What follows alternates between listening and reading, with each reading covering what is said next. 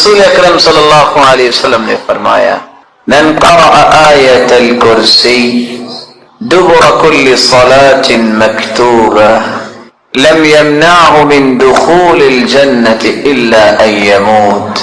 خوش نصیب ہے وہ شخص جو شخص فرض نماز کے بعد آیت الکرسی پڑھ لیتا ہے، اس کے اور جنت کے درمیان صرف موت کا پردہ حائل ہے. جس دن آنکھیں بند ہوں گی جہنم سے آزاد اور جنت کا مہمان بن جائے گا اور شیطان سے اس کی حفاظت ہو جائے گی. رسول اکرم صلی اللہ علیہ وسلم نے فرمایا تھا جب وہ سیدنا ابو ہریرہ رضی اللہ تعالی عنہ وہ دیکھتے ہیں کہ ایک شخص جو ہے وہ اناج بھر رہا ہے، تم نے پکڑ لیا اور وہ شیطانی تھا.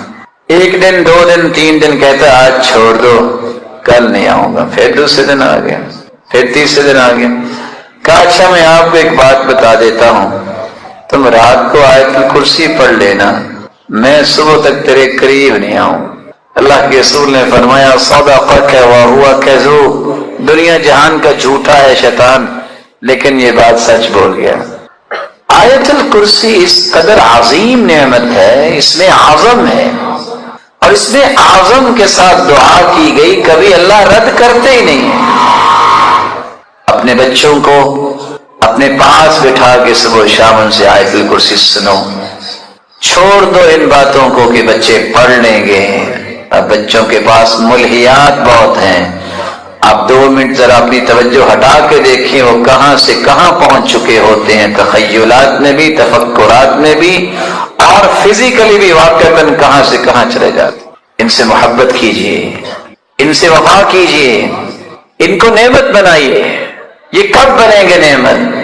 جب ان کے بارے میں سوچ بنیں گی کہ اللہ دنیا میں بھی ہمارے کھلونے ہیں تو جنت میں بھی ہمارے ساتھ رکھنا انہیں.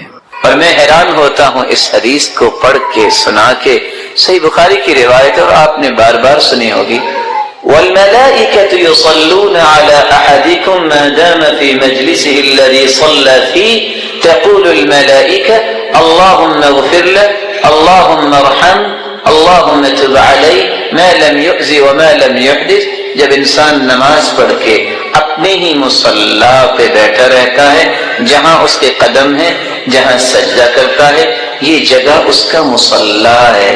یہاں جب تک بیٹھا رہے اور اللہ کا ذکر کرتا رہے، 1 نہیں، 10 نہیں، 100 نہیں، 1000 فرشتے نہیں.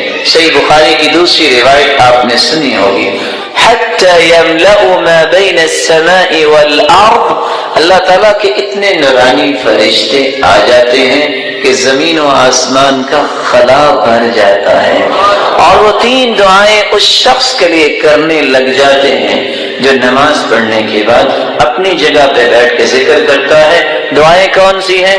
اللہم اغفر لہ، اللہم ارحم، اللہم تب علیہ، یا اللہ اسے معاف کر دے، اے میرے مالک ان کے اوپر رحمت کا نزول فرما، اے اللہ ان کی توبہ کو قبول فرما. دیانتداری سے بتائیے، اربوں کی تعداد میں فرشتے جس ہستی کے لیے یہ 3 دعائیں کریں اور وہ دعا اللہ قبول بھی فرما لے، اس سے بڑا بھی کوئی سعادت مند ہے؟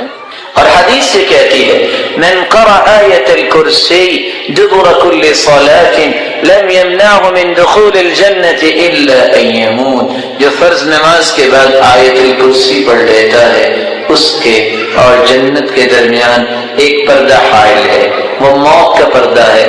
جس دن آنکھیں بند ہوگی یہ جنتی مہمان ہوگا. اور حدیث کیا کہتی ہے؟ من سبح اللہ 33 وحمد اللہ 33 وكبر الله 33 وقال تمام 100 لا إله إلا الله وحده لا شريك له له الملك وله الحمد وهو على كل شيء قدير. جو نماز کے بعد 33 مرتبہ سبحان اللہ کہے، 33 مرتبہ الحمدللہ کہے، 33 مرتبہ اللہ اکبر کہے، یہ 99 ہوئے. 100 کو مکمل کرتے ہوئے یہ کہہ دے لا الہ الا اللہ وحدہ لا شریک لہ لہ الملک ولہ الحمد وہو علی کل شیء قدیر غفرت له ذنوبه وإن كانت مثل زبد البحر. اللہ تعالیٰ اس کی زندگی کے سارے گناہوں کو معاف کر دیتے ہیں، خواہ وہ سمندر کی جھاگ کے برابر ہو۔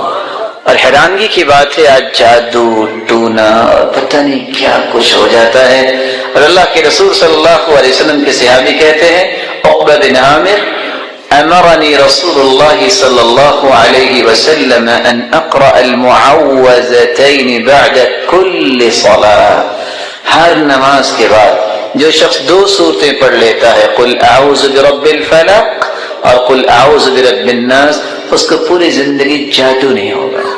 امام ابن تیمیہ رحمۃ اللہ علیہ جب نماز پڑھتے تو کوئی ان سے مصافحہ کرتا، نماز پڑھنے کے بعد تو مصافحہ نہیں کرتے تھے، وہ منہ پہ ہاتھ رکھ لیتے، کہتے میں ذکر کر رہا ہوں، نماز کے بعد مصافحہ کرنا سنت نہیں، ذکر کرنا سنت، اور کہتے ہذہ غدوتی، یہ میرا کھانا ہے، اگر میں نے یہ کھانا نہ کھایا تو میں زندہ ہی نہیں رہ سکتا۔ اس لیے میرے پیارے بزرگوں اور بھائیوں، اس طرح کی مجالس کا اصل مقصد ہوتا ہے تربیت۔ تو اگر آئندہ سے ہماری عادت بن گئی ذکر کی تو ہماری آج کی مجلس اللہ نے قبول کر لی۔ اس لیے سن کے تو آج ہم بوڑھے ہوتے جا رہے ہیں، ہمیں ان چیزوں کو اپنی زندگی میں شامل کرنا چاہیے۔ رسول اللہ صلی اللہ علیہ وآلہ وسلم کے پاس ایک شخص آیا، جاء رجل بدوی الى رسول اللہ صلی اللہ علیہ وسلم، آپ صلی اللہ علیہ وسلم کے پاس صحابہ آیا کرتے تھے، لیکن دیہاتیوں کا آنا کچھ عجیب ہوتا، کیونکہ دیہاتی سیدھے سادے لوگ ہوتے ہیں، لیکن جب بات کرتے ہیں تو وہ ذرا تسلی سے بات کرتے ہیں اور سیدھی بات کرتے ہیں، ان میں کسی قسم کا زگ زیگ نہیں ہوتا۔ آ کے صرف کیا کہتے، علمنی خیرن، بس مجھے وہ خیر سکھا دیجئے جو میری زندگی میں مجھے کافی ہو جائے۔ تو آپ صلی اللہ علیہ وسلم نے فرمایا سبحان اللہ، اس نے ایک گنا، الحمدللہ ولا الہ الا اللہ واللہ اکبر، خوش ہو گیا۔ اس نے بھی پڑھا سبحان اللہ والحمدللہ ولا الہ الا اللہ واللہ اکبر، خوشی سے چل پڑا، تھوڑی دیر چل کے واپس آ گئے، کہتے یا رسول اللہ صلی اللہ علیہ وسلم سبحان اللہ یہ بھی اللہ کے لیے، والحمدللہ یہ بھی اللہ کے لیے، ولا الہ الا اللہ یہ بھی اللہ کے لیے، واللہ اکبر یہ بھی اللہ کے لیے، فما لی میرے لیے کیا ہے؟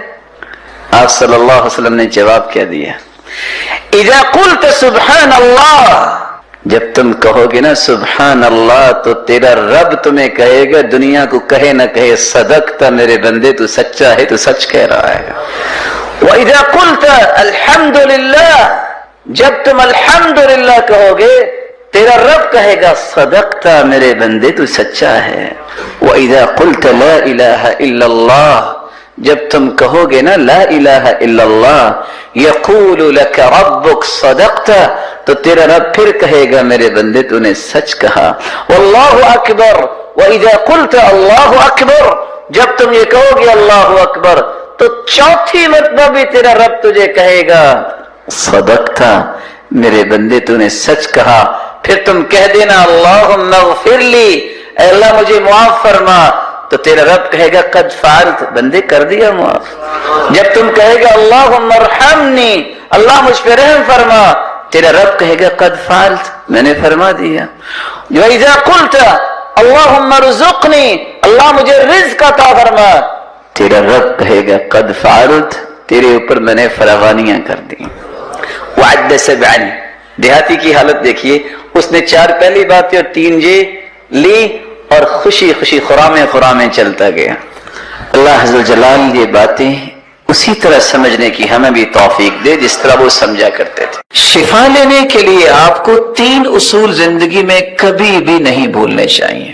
سب سے پہلا اصول، یقین بنانا پڑے گا میں دنیا کے سارے ڈاکٹرز اکٹھے کر لوں، دنیا جہان کی قیمتی سے قیمتی دوائی لے لوں، علاج کروا لوں، شفا کس کے ہاتھ میں ہے؟ اللہ کے ہاتھ میں۔ جب تک یہ یقین نہیں ہے میرے بھائی، اس وقت تک کوئی کام نہیں بنے گا۔ شافی وہی ہے، یہ پہلا یقین دل میں بٹھائیے کہ میں دنیا جہان سے علاج کروا لوں گا، جب تک ادھر سے آرڈر نہ ہوا کچھ نہیں ہوگا، جب تک اس کا فیصلہ نہ ہوا تو کچھ نہیں ہوگا۔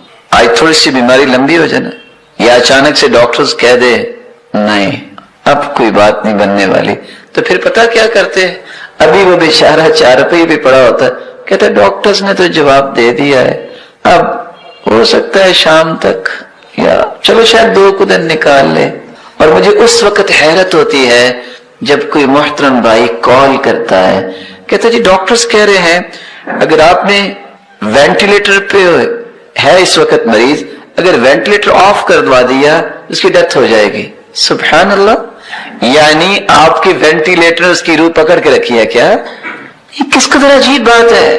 جو سانس اس کے باقی ہیں وہ باقی ہیں، دنیا کی کوئی طاقت ان سانسوں کو بچا نہیں سکتی، اور اگر بچ گئے ہیں تو دنیا کی کوئی طاقت ان کو ختم نہیں کر سکتی۔ اس لیے یقین کر لیجئے شفا کا مالک اللہ ہے، اس لیے جب بھی شفا چاہیے تو رخ کس کی طرف کریں؟ اللہ کی طرف کریں۔ دوسرا اصول جو کبھی نہیں بھولنا چاہیے، دنیا کے اندر کوئی ایسی بیماری نہیں آئی جس کا اللہ نے علاج نہیں اتارا۔ آج آپ سوچ رہے ہوں گے جی کہاں ہے علاج کینسر کا، کہاں ہے علاج شوگر کا؟ حدیث سنیے، اسامہ بن شریک کہتے ہیں میں اللہ کے رسول صلی اللہ علیہ وسلم کے پاس آیا، صحابہ بیٹھے ہوئے تھے، اس طرح بیٹھے تھے جیسے ان کے سروں پہ پرندے بیٹھے ہیں، انہماک کے ساتھ، دائیں بائیں التفات نہیں کرتے تھے۔ میں نے سلام کہا، پھر میں بیٹھ گیا۔ کچھ دیہاتی ادھر سے آئے، کچھ ادھر سے آئے، اجازت ہے کہ کسی بیماری کا میں علاج کروا لیں؟ تو آپ نے فرمایا علاج کروایا کرو، اور سنو اللہ نے کوئی ایسی بیماری نہیں بنائی جس کا علاج نہیں بنایا سوائے ایک بیماری کا، الحرم، بڑھاپے کا علاج کوئی نہیں۔ بڑھاپا ہے، اب بڑھاپے کو جوانی میں کیسے بدلیں گے؟ ایسا نہیں ہو سکتا۔ اس لیے کہتے ہیں لوگ کاش جوانی واپس آ جائے، کاش یہ جوانی بکتی ہوتی۔ کہنے والا کہتا ہے میں خرید ہی لیتا لیکن نہیں بکتی۔ دنیا میں کوئی ایسی بیماری نہیں آئی جس کی اللہ نے دوائی اور علاج نہ اتارا ہو۔ جو سمجھ لیتا ہے، جس کے پاس علم ہے، وہ علاج کر لیتا ہے، جو جاہل ہے وہ علاج نہیں کر سکتا۔ اچھے ڈاکٹرز کی نشانی یہ ہوتی ہے نا، ڈائگنوز کرتا ہے، مختلف قسم کی رپورٹس لیتا ہے، یہ اس کی سمجھداری کی بات ہے۔ اور جو بادشاہ قسم کے ڈاکٹر ہوتے ہیں، ہاتھ رکھا پتہ نہیں کیا ان کو ملا، 9-10 گولیاں ڈالی رنگ برنگی، اور ذہن میں کیا ہوتا ہے کوئی تو اثر کرے گی نا۔ وہ اثر کیسا ہوتا ہے؟ وہ قبرستان کی آبادی بڑھ جاتی ہے۔ جو جان لیتا ہے علاج کر لیتا ہے۔ تو یہ بات دوسرا اصول طے ہو گیا کہ دنیا میں کوئی بیماری لا علاج نہیں۔ جب ہم یہ سمجھ لیتے ہیں نا کہ لا علاج نہیں ہے تو پھر ہم کوشش بھی کرتے ہیں۔ جب ہم کہتے ہیں نا بس ڈاکٹر صاحب نے کہہ دیا ہے اب تو گنجائش کا نہیں ہے، اور میں آپ کو ریالٹی بتا رہا ہوں، انسان کو ویسے بھی ریئلسٹک ہونا چاہیے کہ حقیقت کیا ہے۔ اور ڈاکٹرز کیا کہتے ہیں؟ اب امید نہیں۔ 18 سال اگر بات مان لی جائے لکھنے والوں کی، سیدنا ایوب علیہ السلام بیمار رہے، اگر ان کو اللہ شفا دے سکتا ہے تو 18 دنوں کے بعد نہیں دے سکتا؟ کیا جی دے سکتا ہے۔ تو اللہ پہ یقین کرنا چاہیے۔ میرے اور آپ کے سامنے کوئی چیز لا علاج ہے، میرے اور آپ کے نظریے میں کوئی چیز مستحیل ہے، یہ پابندیاں ساری میرے اور آپ کے لیے ہیں، اس کے سامنے بھی کوئی چیز محال ہے، اس کے سامنے بھی کوئی مستحیل ہے۔ ایمان بنائیے، اللہ سے تعلق مضبوط کیجئے۔ تیسرا اصول، علاج ضرور کروائیں لیکن حرام چیز سے علاج کروانا جائز نہیں ہے۔ ان اللہ حیث خلق الداء خلق الدواء فتداووا ولا تتداووا بحرام۔ اللہ نے جہاں بیماری اتاری ہے نا اس کا علاج بھی اتارا ہے۔ علاج کروایا کرو، یہ سنت ہے، لیکن حرام چیز سے علاج نہ کروایا کرو۔ بلکہ رسول اللہ صلی اللہ علیہ وآلہ وسلم کے پاس طارق بن سوید الجوفی آئے اور آ کے کہتے ہیں شراب کے بارے میں کیا خیال ہے؟ کہا حرام ہے۔ کہا میں تو دوائی میں ڈالتا ہوں۔ صحیح مسلم کی روایت ہے 1984۔ سنو، یہ شراب تو خود بیماری ہے، یہ دوائی نہیں ہے۔ اور ایک شخص نے آ کے یہ کہا جیسے آج لوگ بھی کہتے ہیں بس یہ ذرا حقہ لے لیتے ہیں، کھانا ہضم ہو جاتا ہے۔ روایت کہتی ہے ضحاک بن مزاحم بیان کرتے ہیں یہ نبیذ کی شراب تم کیوں پیتے ہو؟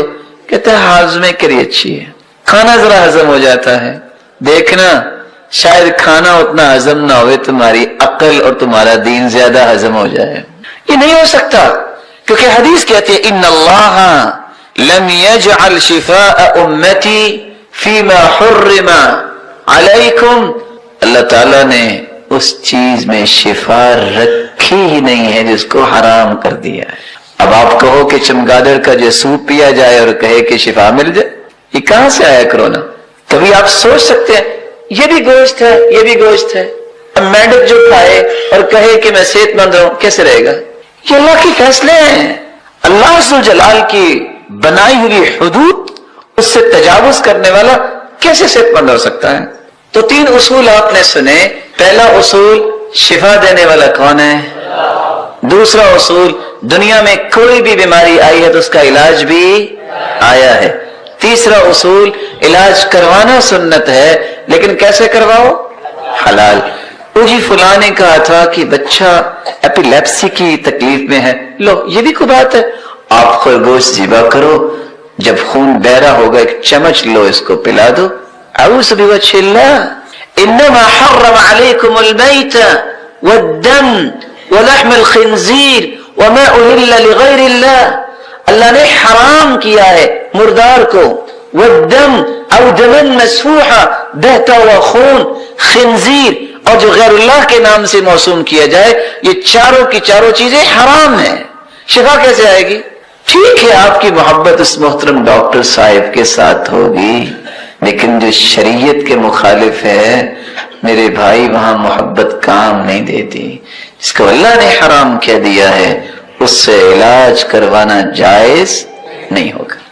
رسول اللہ صلی اللہ علیہ وسلم کے پاس کچھ لوگ آئے، مشرکین آ کے سوال کرتے ہیں اپنے رب کا نسب نامہ تو بیان کیجئے، تو اللہ رب العزت نے سورۃ الاخلاص کو نازل کر دیا، قل هو اللہ احد، کہہ دیجئے وہ اللہ ایک ہے، اللہ الصمد، اللہ بے نیاز ہے، لم یلد ولم یولد، نہ اس نے جنا اور نہ وہ جنا گیا، یعنی نہ اس کی اولاد ہے اور نہ ہی وہ کسی کی اولاد ہے، ولم یکن لہ کفوا احد، اور نہیں ہے اس کے لیے برابر کا کوئی ایک بھی، ولم یکن لہ کفوا احد، کوئی بھی اس کا ہمسر نہیں ہے۔ رسول اللہ صلی اللہ علیہ وسلم نے اس سورت کی عظمت کو بیان کرتے ہوئے فرمایا، میرے صحابہ یہ سورت ثلث القرآن ہے، قرآن کا تہائی حصہ ہے، والذی نفسی بیدی، اس ذات کی قسم جس کے ہاتھ میں میری جان ہے، انہا لتعدل ثلث القرآن، یہ سورت اخلاص قرآن مجید کا تہائی حصہ ہے۔ اور دوسری روایت کے الفاظ ہیں، رسول اللہ صلی اللہ علیہ وسلم نے فرمایا تم میں سے ہر شخص یہ کام تو کر سکتا ہے اگر وہ کرنا چاہے، وہ کام کیا ہے؟ تم میں سے کوئی اس بات سے عاجز ہے کہ وہ ایک رات میں تہائی قرآن پڑھ لے؟ ایعجز احدکم ان یقرأ ثلث القرآن فی لیلہ فإنہ من قرأ قل هو اللہ احد اللہ الصمد فی لیلۃ فقد قرأ لیلتہ ثلث القرآن، جو رات کے وقت سورۃ الاخلاص کی تلاوت کر لیتا ہے گویا کہ اس نے قرآن کا تہائی حصہ پڑھ لیا۔ قرآن کے تہائی حصے کا معنی بیان کرتے ہوئے علماء نے یہ بھی لکھا ہے کہ قرآن مجید کے اندر 3 اساسی مقاصد بیان کیے گئے ہیں۔ اللہ کی توحید کو بیان کیا گیا، اللہ کے اوامر اور نواہی کو بیان کیا گیا، اللہ تعالیٰ کے پیارے پیغمبروں اور پھر ان کی قوموں کے اخبار و قصص کو بیان کیا گیا۔ تو سورۃ الاخلاص علم التوحید، توحید کا ایک مرکز ہے، توحید کی حقیقت کو کھولنے والی یہ سورت ہے۔ اس لیے رسول اللہ صلی اللہ علیہ وسلم نے فرمایا جس شخص کی محبت سورۃ اخلاص سے ہوگی یہ محبت اسے جنت تک لے جائے گی۔ جامع ترمذی کی روایت ہے کہ ایک آدمی اللہ کے رسول صلی اللہ علیہ وسلم کے پاس آیا اور کہنے لگا انی احب هذه السورہ، اللہ کے رسول صلی اللہ علیہ وسلم مجھے اس سورت سے بہت محبت ہے۔ کون سی سورت؟ قل هو اللہ احد فقال ان حبك اياها يدخلك الجنة. یاد رکھنا اس صورت کے ساتھ تیری محبت تمہیں جنت میں لے جائے گی. یہاں تک رسول اللہ صلی اللہ علیہ وسلم نے فرمایا من قرأ قل هو اللہ احد 10 مرات بنى اللہ له بیتا فی الجنہ. جو شخص 10 مرتبہ سورۃ الاخلاص پڑھ لیتا ہے اللہ تعالیٰ اس کا جنت میں گھر بنا دیتے ہیں. یہی وجہ ہے رسول اللہ صلی اللہ علیہ وسلم نے فرمایا کہ سورۃ الاخلاص قرآن مجید کی بہترین سورت ہے. نعم السورتان ہما یقرآن فی الرکعتین قبل الفجر. قرآن مجید کی سب سے خوبصورت صورت ہے جو فجر کی نماز سے پہلے 2 رکعتوں کے اندر پڑھی جاتی ہیں. قل یا ایھا الکافرون اور قل هو اللہ احد. بلکہ اس صورت کے الفاظ اللہ کے ہاں اتنا مقام رکھتے ہیں، ان الفاظ کے ساتھ اگر دعا کی جائے تو یہ اس میں اعظم بن جاتا ہے. جو بھی دعا کی جائے اللہ اس دعا کو رد نہیں کرتے. رسول اللہ صلی اللہ علیہ وسلم کے صحابی بیان کرتے ہیں میں رسول اللہ صلی اللہ علیہ وسلم کے ساتھ مسجد میں داخل ہوا. ایک شخص نماز پڑھ رہا تھا اور دعا کر رہا تھا اللہم انی اسألک بأنی اشہد ان لا الہ الا انت الاحد الصمد الذي لم یلد ولم یولد ولم یکن له کفوا احد. ان الفاظ کے ساتھ اس نے دعا کی تو اللہ کے رسول صلی اللہ علیہ وسلم فرمانے لگے والذی نفسی بیدی لقد سأله باسمه الاعظم الذي اذا سئل به اعطى واذا دعی به اجاب. اس ذات کی قسم جس کے ہاتھ میں میری جان ہے اس شخص نے اسم اعظم کے ساتھ دعا کی اور جو ان کلمات کے ساتھ دعا کرتا ہے جو بھی سوال کرتا ہے اللہ رب العزت اسے عطا کر دیتے ہیں. جو بھی دعا کرتا ہے اللہ رب العزت اس کی دعا کو قبول فرماتے ہیں. بلکہ رسول اللہ صلی اللہ علیہ وسلم نے فرمایا جو سورۃ الاخلاص کی تلاوت کرتا ہے اللہ رب العزت اس کے گناہوں کو بھی معاف فرما دیتے ہیں. 1 مرتبہ نہیں آپ نے 3 مرتبہ فرمایا قل یا ایھا الکافرون فقال قد برئ من الشرک.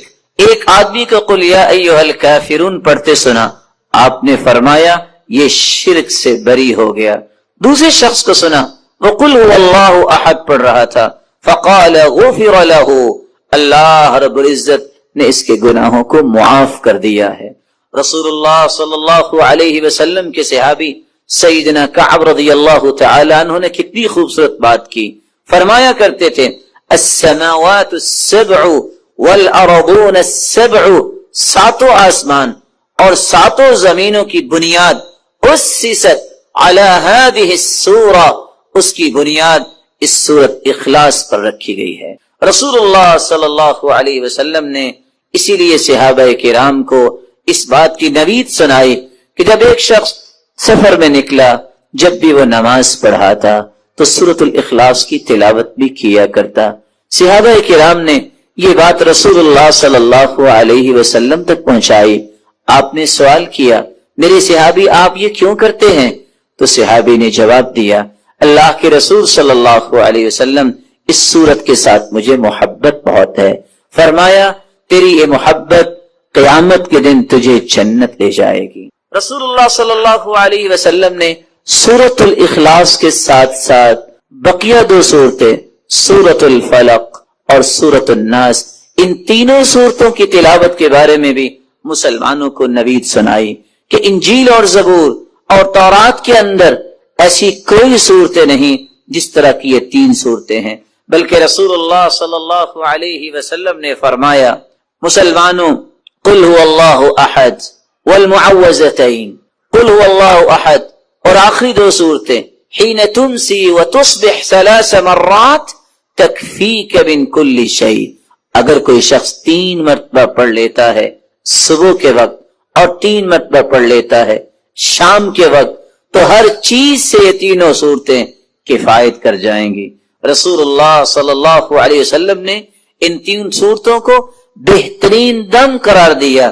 رسول اللہ صلی اللہ علیہ وسلم کی زوجہ مطہرہ صدیقہ بنت الصدیق حبیبۃ رسول اللہ صلی اللہ علیہ وسلم عائشہ رضی اللہ تعالی عنہ فرماتی ہیں ان النبی صلی اللہ علیہ وسلم كان اذا آوى الى فراشه، رسول اللہ صلی اللہ علیہ وسلم جب آرام کرنے کے لیے اپنے بستر کی طرف جاتے، کل لیلہ، ہر رات، جمع کفی، اپنے دونوں ہاتھوں کو جوڑتے، ثم نفس فیہما، پھر ان دونوں ہاتھوں میں پھونک مارتے، فقرأ فیہما، اور قرآن مجید کی یہ تلاوت کرتے، قل هو اللہ احد وقل اعوذ برب الفلق وقل اعوذ برب الناس، ان تینوں صورتوں کی تلاوت کرتے، ثم يمسح بهما ما استطاع من جسدی، يبدأ بهما على رأسه ووجهه وما اقبل من جسدی، يفعل ذلك 3 مرات، ان تینوں صورتوں کو پڑھنے کے بعد اپنے ہاتھ میں پھونک کے اپنے سر پہ اور رسول اللہ صلی اللہ علیہ وسلم اپنے چہرہ انور پہ اور اپنے جسم کے سامنے ہی حصے سے اور جہاں تک آپ کا ہاتھ جاتا اپنے آپ کو دم کیا کرتے۔ اس صورت نے ہمیں بہت سارے پیغامات دیے ہیں۔ سب سے پہلا پیغام یہ ہے، بندہ مومن وہی اللہ کے ہاں مقرب ہو سکتا ہے، وہی اللہ کا محبوب بن سکتا ہے جو توحید کو خالص کرتا ہے۔ اور سب سے بڑا پیغام اس صورت کا یہ ہے کہ اللہ کی وحدانیت کو قبول کیا جائے، کسی کو اس کے ساتھ شریک نہ کیا جائے، کسی کو ساجی نہ سمجھا جائے۔ دوسرا اس صورت کا پیغام یہ ہے کہ اگر اللہ کے رسول صلی اللہ علیہ وسلم نے فرما دیا تو میری اور آپ کی زندگی کے معمولات میں یہ آ جانا چاہیے کہ میں صبح اور شام اس صورت کی تلاوت کیا کروں۔ اور کبھی مجھے تیسرے پیغام کی طرف بھی ہر وقت توجہ دینی چاہیے کہ اللہ کے رسول کا فرمان جب آ گیا کہ 10 مرتبہ پڑھنے سے جنت میں گھر بن جاتا ہے۔ آج ساری زندگی نوکری کرنے والا گھر کی خواہش لے کے بیٹھا ہوتا ہے، بسا اوقات گھر نہیں بنتا، اس کی قبر بن جاتی ہے۔ لیکن یہ کتنا آسان نسخہ ہے کہ انسان 10 مرتبہ اس سورت کی تلاوت کرے، اللہ اس کا جنت میں گھر بنا دے۔ اور پھر انسان سے تو ہر وقت گناہ سرزد ہوتے ہیں، انسان خطاؤں کا ایک مجموعہ ہے، اس لیے گناہوں کو معاف کروانا یہ بھی ایک مومن کا مطلب اور مقصد ہے۔ اس مقصد کو حاصل کرنے کے لیے سورۃ الاخلاص کی تلاوت کرے اور جنت کے واجب ہونے کی نوید سننا چاہتا ہے تو اس سورت کی تلاوت اور اس سورت کی فہم اور اس سورت سے محبت کرنا ضروری ہے۔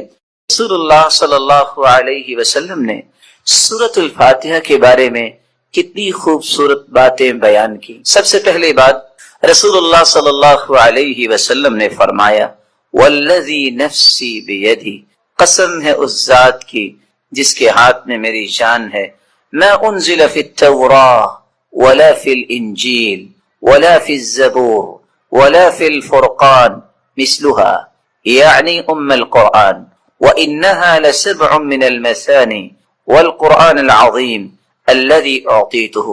اللہ تعالیٰ نے آسمانی اور الہامی کتابوں میں سے نہ تو تورات میں ایسی صورت نازل کی، نہ انجیل میں ایسی صورت نازل کی، نہ ہی زبور میں ایسی کوئی صورت نازل کی، اور نہ ہی قرآن مجید میں ایسی صورت ہے جیسی اللہ تعالیٰ نے سورۃ الفاتحہ کو نازل کر کے اپنی مخلوق پر انعام کیا ہے۔ یہ 7 آیتیں بار بار پڑھی جانے والی ہیں، یہ ام القرآن بھی ہے، قرآن مجید کی ماں کا درجہ اس کو دیا گیا، ام الکتاب بھی ہے، یہ کتاب کی کتاب اللہ کی ماں کا درجہ دیا گیا اس کو۔ رسول اللہ صلی اللہ علیہ وسلم نے ایک دوسری روایت میں فرمایا کہ سورۃ الفاتحہ یہ ایک بے مثال نور ہے، ایک ایسی روشنی ہے۔ سیدنا عبداللہ ابن عباس رضی اللہ تعالی عنہ بیان کرتے ہیں، بینما جبریل قاعد عند النبی صلی اللہ علیہ وسلم سمع نقیضا من فوقه فرفع رأسه فقال، رسول اللہ صلی اللہ علیہ وسلم کے پاس جبریل امین تشریف فرما تھے، اچانک سے ایک آواز آئی، رسول اللہ صلی اللہ علیہ وسلم نے اپنا سر مبارک اٹھایا اور پوچھا یہ آواز کیسی ہے؟ تو جبریل امین نے جواب دیا، هذا باب من السماء فتح اليوم لم يفتح قط الا اليوم، آسمان کا یہ وہ دروازہ کھلا ہے جو آج تک نہیں کھلا تھا، فنزل منہ ملک، اور اس دروازے سے ایک فرشتہ زمین کی طرف اترا ہے. فقال هذا ملک نزل الى الارض لم ينزل قط، پہلے نہیں اتارا گیا یہ فرشتہ الا اليوم، آج ہی اس کو اترنے کا حکم دیا گیا. فسلم، اور اس فرشتے نے اتر کر سلام کہا. وقال ابشر بنورین، اے اللہ کے محبوب دو روشنیوں کے لیے، دو روشنیاں اور دو نوروں کے ساتھ آپ کو خوشخبری دینے آیا ہوں. اوتیتہما لم یؤتہما نبی قط قبلک، ایسے نور جو آپ سے پہلے کسی نبی کو عطا نہیں کیے گئے. فاتحۃ الکتاب، ایک سورۃ الفاتحہ ہے. وخواتیم سورۃ البقرہ، اور سورۃ البقرہ کی آخری آیات ہیں. لن تقرأ بحرف منہما الا اعطیت، سورۃ البقرہ کی آخری آیتیں اور سورۃ الفاتحہ کا کوئی بھی حرف آپ پڑھیں تو اللہ رب العزت اس ایک ایک حرف کے بدلے عطائیں کرتے ہیں. اور یہ روایت صحیح ترغیب میں موجود ہے. بلکہ رسول اللہ صلی اللہ علیہ وسلم نے اس سورت کی عظمت کو بیان کرتے ہوئے صحابہ کرام کو کتنی خوبصورت بات سمجھائی. صحیح بخاری کا وہ واقعہ کتنا مشہور ہے کہ جب صحابہ کرام بنی سلیم کے قبیلے میں پہنچے، جب پتہ چلا ایک آنے والی عورت نے بتایا کہ ہمارے قبیلے کے سردار کو بچھو نے کاٹ لیا ہے، کیا آپ کے پاس کوئی ایسا شخص ہے جو شخص دم کر سکتا ہو؟ تو رسول اللہ صلی اللہ علیہ وسلم کے ایک صحابی جنہوں نے صرف سورۃ الفاتحہ تلاوت کی اور اس کو دم کر دیا. رسول اللہ صلی اللہ علیہ وسلم کے اس صحابی نے اس سورۃ الفاتحہ کو پڑھنے کے بعد جب دم کیا تو وہ شخص ایسی شفا کی طرف چلا گیا وَكَأَنَّمَا نُشِطَ مِنْ عِقَالٍ، جیسے کوئی گرہ باندھی ہو کھول دی جائے. رسول اللہ صلی اللہ علیہ وسلم کے صحابہ نے کہا جب تک اللہ کے رسول سے بات نہ ہو جائے تو یہ انہوں نے جو 30 بکریاں بطور عوض اس کے دیا ہے ہم اس وقت تک کوئی بات نہیں کریں گے. جب رسول اللہ صلی اللہ علیہ وسلم کو یہ بات پہنچی آپ نے فرمایا وَمَا كَانَ يُدْرِي أَنَّهَا رُقْيَ اقْسِمُوا وَاضْرِبُوا لِي بِسَهْمٍ، آپ کو پتہ نہیں اللہ تعالیٰ نے اس سورت کو شفا بنا کے، اس سورت کو دم بنا کے نازل کیا ہے.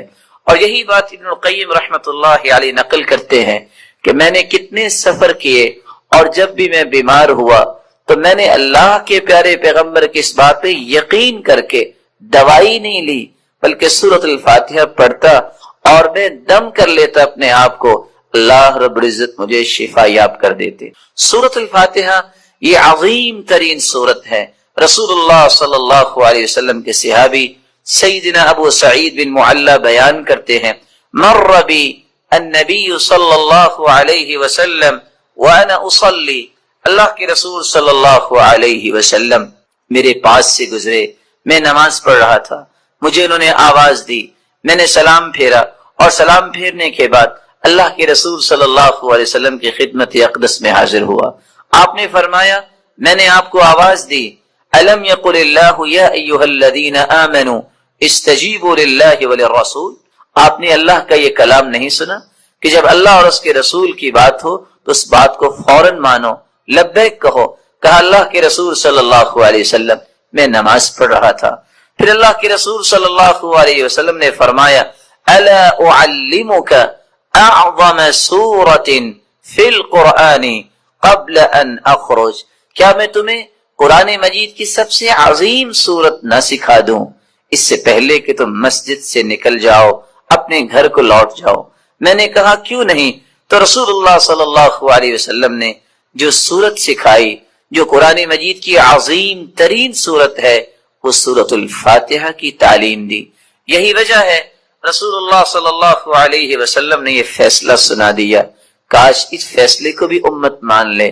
لا صلاۃ لمن لم یقرأ بفاتحۃ الکتاب، جو شخص نماز کے اندر سورۃ الفاتحہ نہیں پڑھتا اس کی نماز نہیں ہوتی، جیسا کہ صحیح بخاری کی روایت ہے. اور صحابی تو بیان کرتے ہیں عبادہ بن صامت رضی اللہ تعالی عنہ کہ فجر کی نماز ہم نے پڑھی اللہ کے رسول صلی اللہ علیہ وسلم کے پیچھے. جب رسول اللہ صلی اللہ علیہ وسلم قرآن کی تلاوت کر رہے تھے. فثقلت علیہ القراءۃ، قرات آپ پہ بوجھل ہوئی. رسول اللہ صلی اللہ علیہ وسلم نے سلام پھیرا اور سوال کیا لعلکم تقرؤون خلف امامکم، کیا تم امام کے پیچھے بھی پڑھتے ہو؟ تو صحابہ کرام نے کہا جی ہاں. تو رسول اللہ صلی اللہ علیہ وسلم نے فرمایا لا تقرؤوا لا تفعلوا كما في روایت اخرى، دوسری روایت کے الفاظ ہیں لا تفعلوا الا بفاتحة الكتاب، امام کے پیچھے کھڑے ہو کر تم صرف سورۃ الفاتحہ پڑھا کرو. فإنه لا صلاة لمن لم يقرأ بها، کیونکہ سورۃ الفاتحہ پڑھنے کے بغیر نماز نہیں ہوتی. یہ ایسی خوبصورت اور ایسی مبارک صورت ہے جو اللہ اور اس کی مخلوق کے درمیان مکالمے کا ایک خوبصورت جوہر ہے. ایسا گوہر ہے انسان الحمدللہ رب العالمین کہتا ہے تو اللہ رب العزت فرماتے ہیں حمیدنی عبدی، میرے بندے نے میری حمد و توصیف بیان کی. جب بندہ مومن الرحمن الرحیم کہتا ہے تو اللہ رب العزت فرماتے ہیں اثنى علی عبدی، میرے بندے نے میری تعریف کی ہے. جب بندہ مومن یہ کہتا ہے مالک یوم الدین تو اللہ رب العزت فرماتے ہیں مجدنی عبدی، میرے بندے نے میری بزرگی بیان کی ہے. جب انسان بندہ مومن یہ کہتا ہے ایاک نعبد و ایاک نستعین تو اللہ رب العزت فرماتے ہیں ھذا بینی و بین عبدی ولعبدی ما سأل، یہ میرے اور میرے بندے کے درمیان ہے، جو کچھ بھی میرا بندہ مانگے گا میں اسے عطا کروں گا. تو اللہ رب العزت کے ساتھ ہم کلام ہونے کا یہ خوبصورت ذریعہ ہے. تو آئیے اس سورت کی طرف چلتے ہیں اور اس کے معانی کو سمجھنے کی کوشش کرتے ہیں. بسم اللہ الرحمن الرحیم.